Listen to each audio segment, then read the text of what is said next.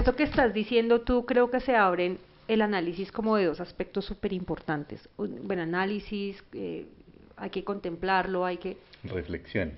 Sí, y es que en la medida en que tú escalas privilegios para hacer prevención o tener un mejor manejo ante cualquier incidente que se tenga, sea un ciberataque o no, o una falla técnica, para poder hacer una recuperación mucho más rápida, pues también te lleva a que el equipo de trabajo que está involucrado con todos esos protocolos tienen que ser más capacitados, más preparados, por ende tienen que hacer muchas más simulaciones de si pasa esto, cuál es el plan A, cuál es el plan B, cuál es el plan C, no solamente de los clientes que reciben los servicios, sino de los proveedores que brindamos los servicios, ¿sí? Entonces hay que trabajar un poco más en ese tipo de cosas.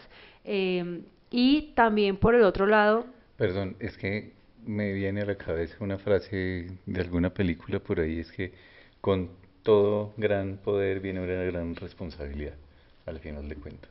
Entonces, claro, si estás trabajando en temas sensibles, a muy altos niveles, incluso muy altos niveles de privilegios, incluso muy altos niveles técnicos, pues por supuesto que tus acciones pueden ser mucho más desastrosas si no eres extremadamente cuidadoso de lo que estás haciendo en esos niveles. claro, ¿y tú cómo puedes llegar a ser extremadamente cuidadoso con conocimiento y con experiencia? Bueno, si no se puede, si no se pueden hacer, o sea, si, mejor dicho, no sé, la probabilidad de la experiencia que tengan las personas que estuvieron involucradas con todo lo que pasó con CrowdStrike, pues no, eso no pasa todos los días, ¿me entiendes? Pues de No es hecho un nunca, evento claro, que tú digas, ay, sí, yo tengo experiencia en esto. No, pero nunca había sí, pasado y de hecho gracias a eso se comienza a crear la experiencia. exactamente, pero entonces, ¿por qué no pararnos a pensar en si algún día nos pasa, qué vamos a hacer? Entonces, así como existen simulacros para sismos, para terremotos, para incendios, esos simulacros existen a raíz de que a alguien le pasó. Sí, claro. No supo manejar la situación. Hubo unas consecuencias demasiado graves con el tema. Entonces, pues, por otro lado, desde ese lado también hay que pensar en, venga, si nos llega a pasar esto, ¿qué pasa? O sea, si mi No, y, proveedor de lo que sea se me llega a caer, venga, o sea, pero fíjate me que por muero. eso, claro, por eso es que, por ejemplo, desde ISO 22301, que es de continuidad de negocio, una de las cosas que te exigen es pruebe sus planes de continuidad de negocio. O sea, es que no solo lo tenemos, no solo lo podemos ver desde la perspectiva de lo que pasó con CrowdStrike, no vamos más lejos, nadie estaba preparado para una pandemia. Sí, Sí. volver a hacer clic con ese tema del 2020, pero pues seguramente desde ese entonces, por lo menos ahora las pandemias tendrán un espaciecito en los planes de continuidad de negocio y en los planes de riesgo de las organizaciones. En ese momento yo estaba en una organización en la que nos tocó literal, de manera virtual, sentarnos a mirar el plan de continuidad de negocio y subirle un grado de posibilidad. O sea, como estaba presente una catástrofe natural, terremoto, tsunami, no sé qué, la. Y nos tocó meterle un pedazo importante de pandemia. Pandemia, claro. Bueno, y si nos llega otra pandemia, Y de todas ¿qué? maneras, déjame decirte, con el tema de, bueno, hizo lo que yo iba a decir, 22301 contempla las pruebas documentadas y simulacros de los planes de continuidad de negocio. Ujú, 27001 contempla las pruebas y simulacros documentados de incidentes de seguridad de la información, que también ujú, deberíamos tenerlos. Las pruebas y simulacros de recuperaciones, por ejemplo, de backups, ¿cierto? Para ujú, ciertos casos. ujú. Entonces, el tema de las pruebas y simulacros no es un tema nuevo. Lo que pasa es que hay que hacerle más caso. Lo que pasa es que hay que hacerlo porque te encuentras con muchos clientes o con muchas organizaciones eh, que sí tienen de pronto su plan de continuidad de negocio, pero cuando estás en modo auditoría les dices, bueno, muéstreme cómo les ha ido con las pruebas y los simulacros, y no los tienen, no los han hecho, no le han tomado la importancia a eso. Pero aún así, yo creo que es de resaltar que ese tema de CrowdStrike tuvo una recuperación relativamente rápida para la envergadura, para el tamaño de impacto que tuvo, tuvo una recuperación relativamente rápida. Y de hecho hubiera sido mucho más rápida si no hubiera sido precisamente por ese tema de los privilegios de los que estábamos hablando, porque lo que hizo lenta la recuperación del tema CrowdStrike era que la única forma de recuperar las máquinas era estando físicamente en sitio con ellas. Ok. ¿Sí? Es decir, no había una forma de enviar una actualización remota por internet como se puede hacer en muchos otros casos. Y si no funcionaban los avioncitos, ¿cómo llegaban los de soporte? Ah, como, es que tenemos que estar allá para poder arreglarle el computador a la aerolínea X, Y o Z. Y que había un cojo, Claro, sí, claro, todo claro. está parado. Ese fue uno de los retos precisamente, cómo llegar físicamente a todos esos sitios, cómo desplazar los técnicos a esos sitios para que físicamente pudieran apagar y volver a prender la máquina, porque al final se trataba de eso, con un procedimiento bastante sencillo, relativamente sencillo, Pero muy delicado. pero había que hacerlo físicamente, o sea, estando frente a frente con la máquina. No, y muy Eso fue lo delicado. que tomó, eso fue lo que hizo que ese impacto creciera precisamente, porque no había cómo llegar, en muchos casos no hubo cómo llegar rápidamente a poder reiniciar todas esas máquinas que necesitaban atención. Entonces, la gran reflexión de esto vamos a empezar a sacar como reflexiones, y es que nosotros en los anteriores podcasts sí habíamos hablado un poco sobre la importancia de establecer un sistema de gestión de seguridad y ciberseguridad de la información y todo el tema, pero yo creo que hoy estamos tocando algo y es que es, es, es fundamental, es básico, es impajaritable que nos capacitemos y aprendamos aún más acerca de identificación de riesgos, acerca de planes de continuidad de negocio, acerca de planes de contingencia, o sea, abrir ese espectro corporativo, pequeña, mediana, chiquitita, multinacional, lo que sea, el tamaño que sea, emprendimiento inclusive, porque a veces pasa, ¿no? Ha pasado que se cae Instagram, se cae WhatsApp y las afectaciones a esos pequeños negocios, a esos emprendedores que su base comercial, su base de ventas es con estas dos plataformas,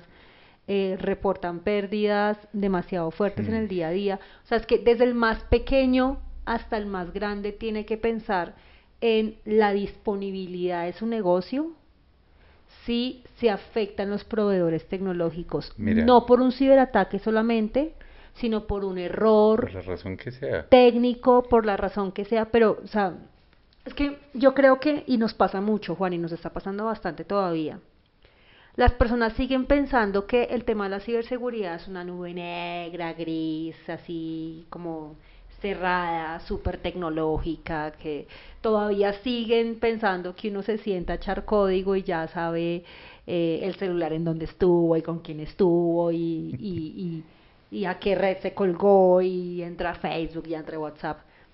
Todavía seguimos con ese paradigma de que esto es súper Hollywood, súper así, y no entendemos que más allá de ese tecnicismo que hay alrededor de la ciberseguridad, están los procesos más básicos del manejo de la información. O sea, es que es lo más básico.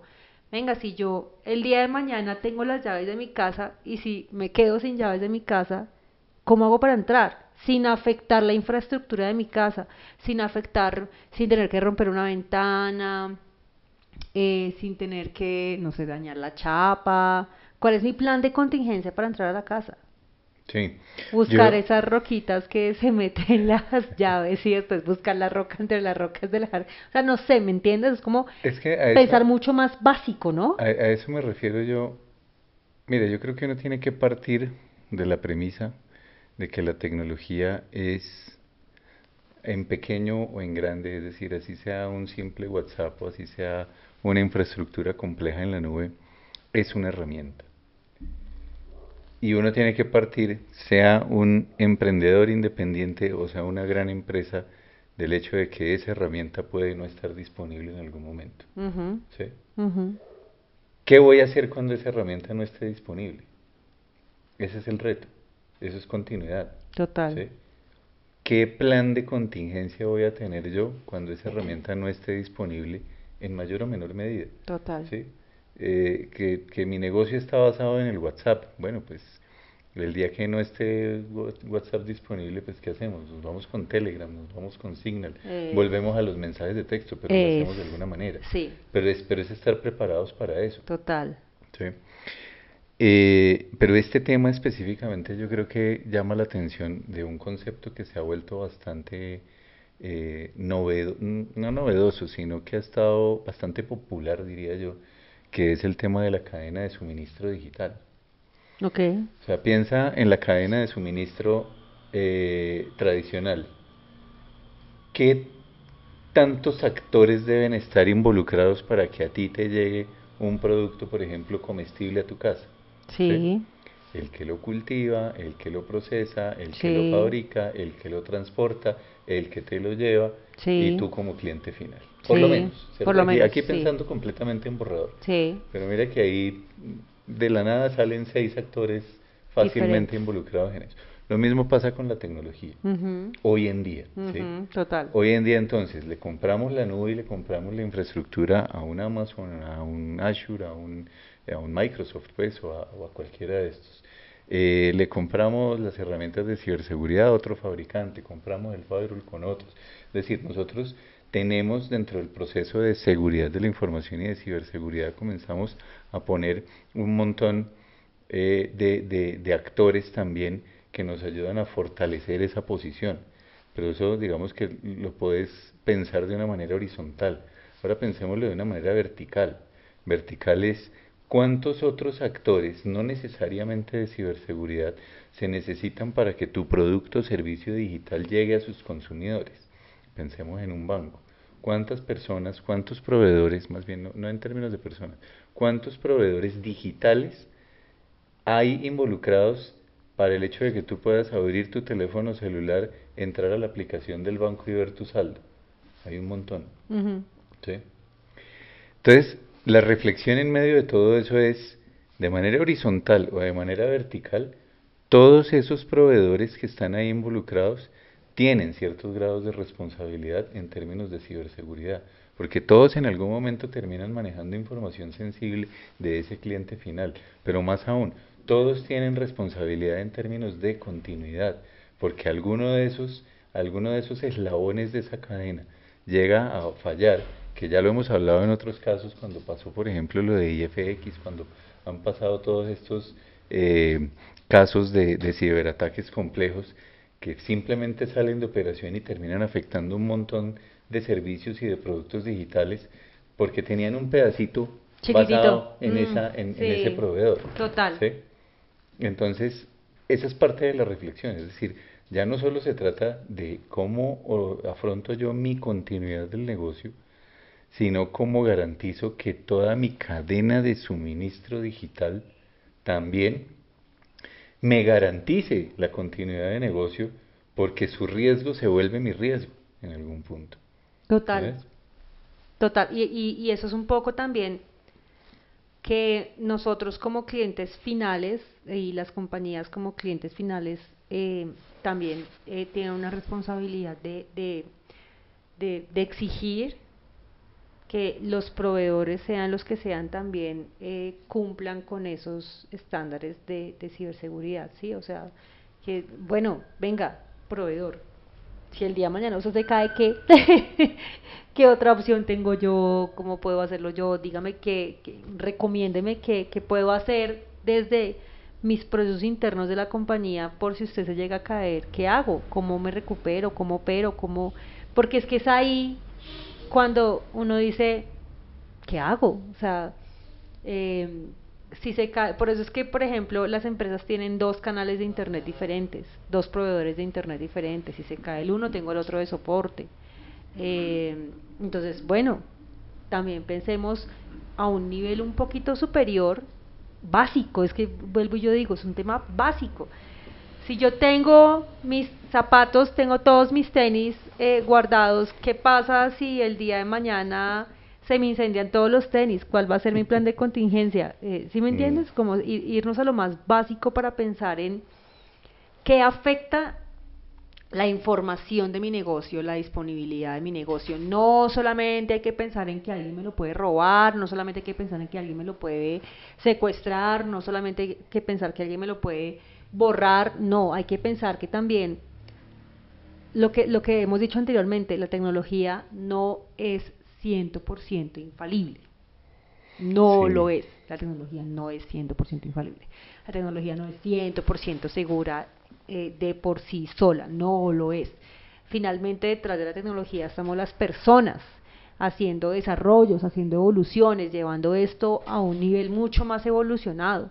Pero, ¿y qué? O sea, pensemos en lo más básico. El día de mañana nos quedamos sin tecnología, no sé, nos quedamos sin internet a nivel mundial ¿y qué? Y hasta ahí llegamos y nos morimos todos y... pues esa es una de las razones por la que el Foro Económico Mundial utiliza, ya ha colocado, ha subido la categoría del riesgo de la posibilidad de la afectación de las infraestructuras informáticas. Ujú. Confiamos tanto, dependemos tanto en la tecnología hoy en día, que de verdad en un escenario desastroso en el que nos quedamos sin internet, se nos olvidó ser humanos, ¿No? Y se básicamente. paró la economía a nivel mundial Se toda paró la al mismo economía, se tiempo. paró la O productividad, sea, se paró deja de girar la tierra. absolutamente todo, básicamente. Deja de girar la tierra básicamente De hecho, porque... de hecho, como anécdota, en algún momento alguien, un amigo muy cercano me decía, vamos a hacer una charla con el tema de CrowdStrike Ujú, precisamente. ujú. Y dice, proponme un nombre. Y a mí se me vino a la cabeza el nombre de la película, El día que la Tierra se detuvo. Ajá. Porque eso es lo que va a pasar. Al Sí, final, el día que deje de funcionar la infraestructura informática, el día que nos desconectemos, va a ser casi como si la Tierra se detuviera en muchísimos aspectos. total, total, total, estoy de acuerdo. Bueno, pues Impresionante. chévere, chévere estas pequeñas reflexiones. Tenemos muchas cosas que hablar, tenemos muchas cosas que contar, tenemos muchas cosas que reflexionar. Ya estamos de vuelta para seguirle enseñando a la gente sobre ciberseguridad. Quisiera que en algún momento, ¿sabes qué nos hace falta, Juan, de pronto enseñarle un poco a la gente? Dime. Y pues la que nos ve por el canal de YouTube, por todas nuestras redes sociales. Y yo quiero que te voy a dejar un reto, te lo voy a dejar de tarea para el próximo podcast. Enseñémosle a las personas de la forma más práctica posible, así metafóricamente posible, que, que es un firewall, que es un antivirus, que es una VPN, o sea, como esa parte súper, súper tecnológica de ciberseguridad, poniéndolo en términos prácticos. A ver si lo logramos. Sí, claro, es No sé, completamente posible. miremos a ver qué se nos ocurre, pero creo que me parece importante, como yo digo, platanizar esos conceptos que a veces la gente queda como, ¿ah? Y Sí, piensan sí, que el antivirus lo hace todo, de o acuerdo. cosas así. Bueno, Lo podemos hacer. chévere.